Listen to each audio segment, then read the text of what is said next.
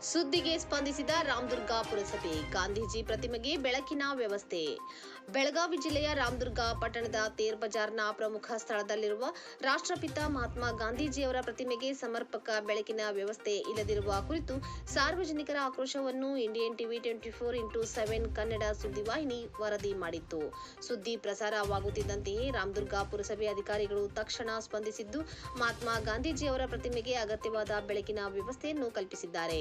ಪುರಸಭೆ ಅಧಿಕಾರಿಗಳ ಈ ತ್ವರಿತ ಕಾರ್ಯಕ್ಕೆ ಸಾರ್ವಜನಿಕರು ಮೆಚ್ಚುಗೆ ವ್ಯಕ್ತಪಡಿಸಿದ್ದು, ಸಮಸ್ಯೆಯನ್ನು ಗಮನಕ್ಕೆ ತಂದು ಪರಿಹಾರಕ್ಕೆ ಕಾರಣವಾದ ಇಂಡಿಯನ್ ಟಿವಿ 24x7 ಕನ್ನಡ ಸುದ್ದಿವಾಹಿನಿಗೆ ಧನ್ಯವಾದ ತಿಳಿಸಿದ್ದಾರೆ. ಜನರ ಸಮಸ್ಯೆಗಳಿಗೆ ಧ್ವನಿಯಾಗುವ ನಮ್ಮ ಸುದ್ದಿವಾಹಿನಿಯ ವರದಿಗೆ ಸ್ಪಂದಿಸಿ ಕ್ರಮ ಕೈಗೊಂಡ ರಾಮದುರ್ಗ ಪುರಸಭೆ ಅಧಿಕಾರಿಗಳಿಗೆ ಇಂಡಿಯನ್ ಟಿವಿ 24x7 ಕನ್ನಡ ಸುದ್ದಿವಾಹಿನಿ ವತಿಯಿಂದ ಅಭಿನಂದನೆಗಳು.